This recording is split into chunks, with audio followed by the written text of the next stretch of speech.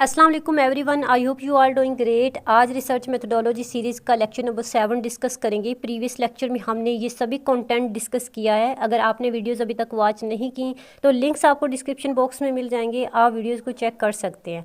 आज के video lecture में हम रिसर्च डिज़ाइन को डिटेल से डिस्कस करेंगे। तो चलिए लेक्चर को स्टार्ट करते हैं। सबसे पहले हम देख लेते हैं कि रिसर्च डिज़ाइन है क्या। What is research design? Research design is foundation of research methodology. Research problem identify करते वक्त हमने ये जाना था कि हमारा टॉपिक क्या होगा, यानी हमारी प्रॉब्लम क्या होगी जिसके ऊपर हमें रिसर्च करनी है। तो रिसर्च डिज़ाइन हमें ये बताती है कि वो टॉपिक जो हमने प्रॉब्लम आइडेंटिफाई करते वक्त सिलेक्ट किया था उसको कंटिन्यू कैसे करना है। ठीक है, यानी research design is planning to do. Research design research method techniques का फ्रेमवर्क होता है जो रिसर्चर चूज़ करता है अपनी स्टडी या फिर अपनी रिसर्च को कंडक्ट करने के लिए। सिंपल वर्ड्स, रिसर्च डिज़ाइन एक स्ट्रक्चर्ड प्लान होता है जो ये बताता है कि रिसर्च कैसे परफॉर्म होगी और किस तरह से परफॉर्म होगी। रिसर्च डिज़ाइन रिसर्चर की हेल्प करती है कि कैसे सूटेबल रिसर्च मेथड को सिलेक्ट करना है, सब्जेक्ट मैटर के अकॉर्डिंग किस तरह के टूल्स आपको यूज़ करने हैं। लेट्स सपोज आप एक बिल्डिंग बनाना चाहते हो, तो क्या आप सबसे पहले ब्रिक्स लगाना शुरू करोगे? Definitely no. सबसे पहले क्या बनता है? ब्लूप्रिंट बनता है, मैप बनता है, नक्शा बनता है। मैप आपको ये बताएगा कि बिल्डिंग कितने फ्लोर्स की होगी, रूम्स किधर होंगे, किचन कहाँ पर होगा, स्टेयर्स कहाँ से जाएंगी, वायरिंग कहाँ से स्टार्ट होगी, कहाँ पर एंड होगी, कहाँ कहाँ से गुजरेगी, प्लम्बिंग का सिस्टम कहाँ से होगा। ठीक है, एंड अगर आपका मैप, आपका ब्लूप्रिंट क्लियर नहीं होता तो इन रिजल्ट क्या होता है कि सारी बिल्डिंग जो होती है वो डिस्टर्ब हो जाती है, स्ट्रक्चर वीक हो जाता है और बिल्डिंग बनाने वाले को आप सोचो कि कितनी ज़्यादा मुश्किलात का सामना होगा। तो रिसर्च डिज़ाइन भी बिल्कुल ब्लूप्रिंट की तरह होता है। अगर आप ये टॉपिक सेलेक्ट करते हो कि आपको सोशल मीडिया का इफेक्ट जो है वो स्टूडेंट्स की एकेडमिक परफॉर्मेंस पर देखना है, तो आपका ब्लूप्रिंट आपकी रिसर्च डिज़ाइन को डिसाइड करेगा कि आपको कितने स्टूडेंट्स लेने हैं, कौन सी क्लास के स्टूडेंट्स होंगे, डाटा किस तरह से कलेक्ट करेंगे, इंटरव्यू यूज़ करेंगे या फिर क्वेश्चनियर का यूज़ होगा, जीपीए को आप कैसे मेजर करोगे। तो अगर आप पहले से प्लान नहीं करेंगे तो कैसे एक कंप्लीट रिसर्च आप कर पाएंगे। सो रिसर्च डिज़ाइन एक प्रॉपर रोड मैप होता है कि एक प्रॉपर प्लान होता है कि रिसर्च करनी कैसे। रिसर्च के अंदर कौन कौन से स्टेप्स होंगे और किस स्टेप को किस सीक्वेंस से एग्जीक्यूट किया जाएगा। सो research design is name of research strategy. जब आप अपना रिसर्च टॉपिक सेलेक्ट करते हैं तो ऑटोमेटिकली आप ये डिसाइड कर लेते हैं कि आपकी रिसर्च किस टाइप की होगी, एक्सपेरिमेंटल होगी, कोरिलेशनल होगी या फिर आप सेमी एक्सपेरिमेंटल रिसर्च करोगे। Now let's discuss about the types of research design. सबसे पहले exploratory research, second one is descriptive research and third one is experimental research. Exploratory research को हम डाटा कलेक्शन रिसर्च भी कहते हैं। It discover new ideas and insights, यानी ऐसी research जो न्यू आइडियाज़ को, न्यू इंसाइट्स को एक्सप्लोर करती है। एक्सप्लोरेटरी रिसर्च किसी भी प्रॉब्लम का कोई कंक्लूसिव सोल्यूशन नहीं देती बल्कि ये प्रॉब्लम को अंडरस्टैंड करने में हेल्प करती है। एक्सप्लोरेटरी रिसर्च के अंदर रिसर्चर न्यू आइडियाज़ पे काम करता है। Researcher different data collection method use करता है, जैसे फोकस ग्रुप्स, सर्वे या फिर ऑब्जर्वेशनल मेथड या फिर अनस्ट्रक्चर्ड इंटरव्यू के थ्रू डाटा कलेक्ट किया जाता है और फिर उस डाटा को एनालाइज किया जाता है। Type of research design is descriptive research. Descriptive research means describe करना, यानी जिस भी प्रॉब्लम पे रिसर्च हो रही है, जो भी टॉपिक है उसके बारे में ब्रीफली एक्सप्लेन करना या उसे ब्रीफली डिस्क्राइब करना is called descriptive research. Descriptive से आपको समझ आ रहा होगा ना, डिस्क्राइब करना। एज आई टोल्ड यू कि डिस्क्रिप्टिव रिसर्च किसी भी प्रॉब्लम को डिस्क्राइब करती है। दैट्स वाई ये रिसर्च फोकस करती है व्हाट हैज़ हैपेंड और what is happening rather how and why it's happening. इसका फोकस सिर्फ प्रॉब्लम एक्सप्लोर करने पे होता है। Third type of research design is experimental research. Experimental research also called causal research. Its purpose is to test cause and effects. Causal research के अंदर cause and effect relationship को study किया जाता है। फॉर एग्जांपल, आपकी research के अंदर जो इंडिपेंडेंट और डिपेंडेंट वेरिएबल्स हैं, इन दोनों का एक दूसरे के ऊपर क्या इफेक्ट होगा, इसको एक्सपेरिमेंटल रिसर्च के अंदर स्टडी किया जाता है। कॉजल रिसर्च के अंदर एक कॉज होती है और एक इफेक्ट होता है। ये रिसर्च उस प्रॉब्लम की कॉज को एक्सप्लेन करती है। अगर उस कॉज को ख़त्म कर दिया जाए तो प्रॉब्लम को सोल्व किया जा सकता है। जैसे एक कंपनी नए एनर्जी ड्रिंक को टेस्ट कर रही है, ठीक है, तो उसके दो वेरिएबल्स होंगे, एक इंडिपेंडेंट वेरिएबल होगा और एक डिपेंडेंट वेरिएबल होगा, और यहाँ पर एक काज होगी और एक इफेक्ट होगा। काज क्या होगी? काज ये होगी कि उसका जो ड्रिंक का फ्लेवर है वो क्या होगा, लेमन होगा, बेरी होगा या फिर कोला होगा, आल्सो कॉल्ड इंडिपेंडेंट वेरिएबल। ठीक है, उसके बाद जो इफेक्ट होगा ये डिपेंडेंट वेरिएबल है कि कस्टमर की सेटिस्फेक्शन है या नहीं, कस्टमर उसको परचेज करेंगे या नहीं करेंगे, खुशी से परचेज करेंगे या फिर जो है वो मजबूरी में उसको परचेज करेंगे। तो इसको हम कहते हैं कि काज and effect. Now let's discuss important elements of research design. आपकी रिसर्च थीसिस और प्रपोजल के लिए रिसर्च डिज़ाइन एलिमेंट्स बहुत ज़रूरी हैं। तो सबसे पहले है accurate purpose statement. This is the main element, main goal of research. Accurate purpose means clearly accurately define करना कि आप क्या स्टडी कर रहे हैं, किस पॉपुलेशन पर कर रहे हैं और किस टाइम पीरियड के लिए कर रहे हैं।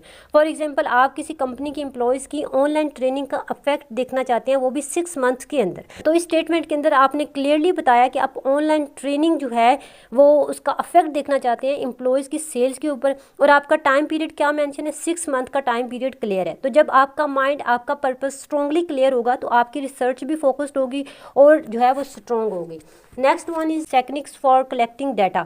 मीन्स आप डाटा कैसे कलेक्ट करेंगे, कौन से टेक्निक्स यूज़ करेंगे, इन्फॉर्मेशन कैसे कलेक्ट करेंगे। जैसे आपको ये मालूम करना है कि ऑनलाइन ट्रेनिंग से एम्प्लॉयज़ की जो परफॉर्मेंस होती है वो इम्प्रूव होती है या नहीं। तो परफॉर्मेंस इंप्रूवमेंट का कैसे पता चलेगा, कौन सी टेक्निक्स आप यूज़ करके उनकी परफॉर्मेंस मालूम करेंगे। क्वेश्चनियर का यूज़ करेंगे, इंटरव्यूज़ का यूज़ करेंगे, या फिर फेस टू फेस बात करेंगे एम्प्लॉयज़ से, या फिर ऑब्जर्वेशन टेक्निक यूज़ करेंगे, यानी सिर्फ एम्प्लॉयज़ को ऑब्जर्व करोगे, या फिर आप एग्जिस्टिंग रिकॉर्ड चेक करेंगे, यानी पहले से मौजूद जो डाटा अवेलेबल होगा वही यूज़ करेंगे। फॉर एग्जांपल, आप HR परफॉर्मेंस रिपोर्ट देखोगे, मंथली सेल्स रिपोर्ट्स चेक करेंगे, या फिर आप अटेंडेंस रिकॉर्ड चेक करेंगे। सो टेक्निक्स वो टूल हैं जिन्हें आप डाटा कलेक्ट करते वक्त यूज़ करते हैं। थर्ड एलिमेंट है method for analysing data. Data collection के बाद आपको क्या करना है, आपको डाटा एनालाइज करना है। तो आप कैसे डाटा एनालाइज करोगे, कौन से मेथड यूज़ करोगे, टी-टेस्ट यूज़ करोगे, एनोवा यूज़ करोगे, या फिर कोरिलेशनल मेथड यूज़ करोगे। अब इन तीनों मेथड को समझ लेते हैं ताकि आपके माइंड में एक ब्रीफ सा कॉन्सेप्ट आ जाए कि टी-टेस्ट क्या होता है, एनोवा क्या होता है, या फिर कोरिलेशन मेथड क्या होता है।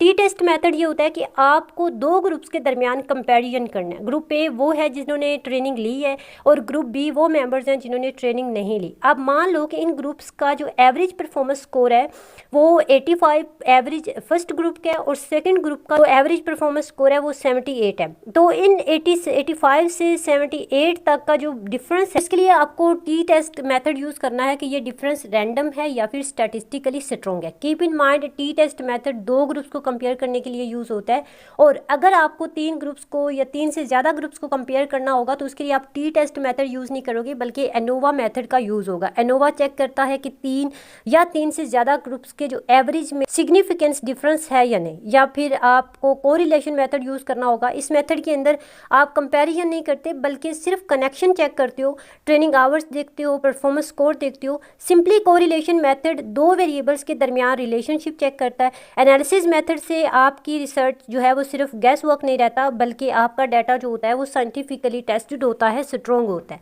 Number types of research methodology. Types of research methodology में आप ये सिलेक्ट करते हैं कि आप रिसर्च को किस स्टाइल में करेंगे, किस तरीके से आप रिसर्च करोगे। क्वालिटेटिव रिसर्च करेंगे या फिर क्वांटिटेटिव रिसर्च करेंगे।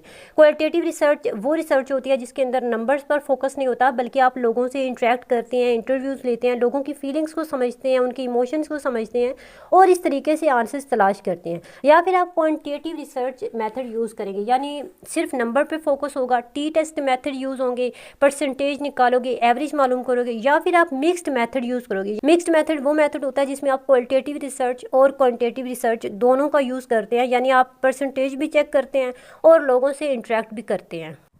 Number 5 is setting for the research study. Setting means आप कहाँ रिसर्च करेंगे, किस स्टडी में करेंगे, किस टाइप के ऑर्गेनाइजेशन के अंदर आप रिसर्च करोगे, या किस टाइप के या फिर किस डिपार्टमेंट में आप स्टडी करेंगे। यानी आपकी सेटिंग जब क्लियर होगी तो तभी पता चलेगा कि रिजल्ट कहाँ पर अप्लाई हो सकते हैं, कहाँ पर अप्लाई नहीं हो सकते। फॉर एग्जाम्पल, अगर आप रिसर्च एक यूनिवर्सिटी के अंदर करते हो तो रिजल्ट हर यूनिवर्सिटी में अप्लाई नहीं हो सकते। दैट्स वाई सेटिंग क्लैरिटी देती है। Number 6 is timeline. Timeline means schedule of research. आप ये मेंशन करते हैं कि डाटा कितने टाइम में आपने कलेक्ट किया, कितने वीक्स में एनालाइज हुआ, और देन कितने वीक्स में आपको फाइनल रिपोर्ट तैयार करने में लग गए। सो टाइमलाइन रिसर्च को और ज़्यादा ऑर्गेनाइज करती है। Number 7 is measurement of variable. Most important element of research design. Variable means वो चीज़ जो मेजर की जा रही होती है। इसमें दो टाइप्स फर्दर आती हैं। इंडिपेंडेंट वेरिएबल्स वो वेरिएबल्स जो चेंज हो सकते हैं, एंड डिपेंडेंट वेरिएबल्स वो वेरिएबल्स होते हैं जो इंडिपेंडेंट वेरिएबल्स का रिजल्ट्स होते हैं।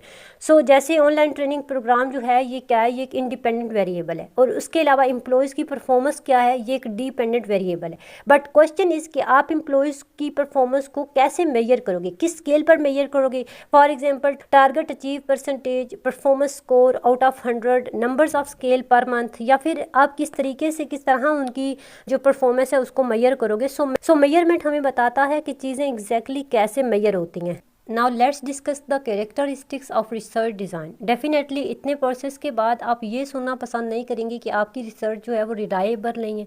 दैट्स वाई आपको ये 4 कैरेक्टरिस्टिक्स माइंड में रखनी है वाइल डूइंग रिसर्च। सबसे पहले है neutrality. Neutrality means research neutral होनी चाहिए, अनबाइस्ड होनी चाहिए, यानी रिसर्चर अपनी पर्सनल ओपिनियन को रिजल्ट्स पे इम्पोज ना करे।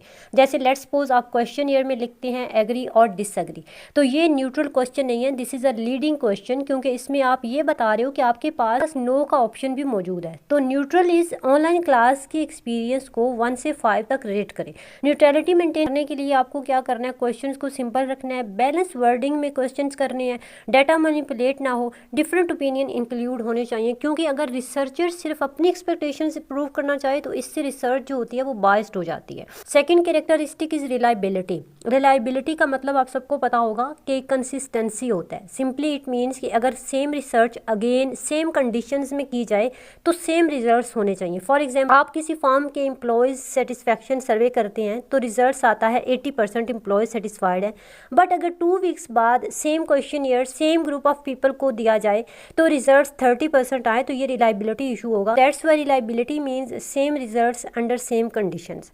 Third characteristic is validity. Validity का मतलब आपको पता होगा एक्यूरेसी, यानी आप जो मेजर करना चाहते हैं क्या वो एक्यूरेट है, क्या वो वाकई मेजर हो रहा है या नहीं हो रहा, उसके अंदर एक्यूरेसी है या नहीं है। Fourth characteristic is generalisation, means results को जनरलाइज करना, यानी रिजल्ट्स को वाइडर पॉपुलेशन पर अप्लाई करना। लेट्स सपोज आप एक प्राइवेट यूनिवर्सिटी के 30 स्टूडेंट्स पर रिसर्च करते हैं, बट आपका ये क्लेम होता है कि ये रिजल्ट जो है ये पूरे कंट्री के स्टूडेंट्स पर अप्लाई किए जा सकते हैं, तो ये एक रॉन्ग जनरलाइजेशन है। स्ट्रॉन्ग जनरलाइजेशन तब होती है जब सैंपल साइज रीजनेबल होता है, सैंपल रिप्रेजेंटेटिव होता है, डिफरेंट बैकग्राउंड्स इंक्लूड होते हैं, क्योंकि अगर सैंपल नैरो होगा, स्मॉल होगा तो रिजल्ट्स भी उतने ही लिमिटेड होंगे। So good research means neutral questions, consistent method, accurate measurement and representative sample. यहाँ पे आज का लेक्चर एंड होता है। आई होप आपको रिसर्च डिज़ाइन का ये डिटेल लेक्चर अच्छे से समझ आया होगा। कहीं से समझ नहीं आती तो कमेंट सेक्शन में पूछ लें। अपना रखना ख्याल।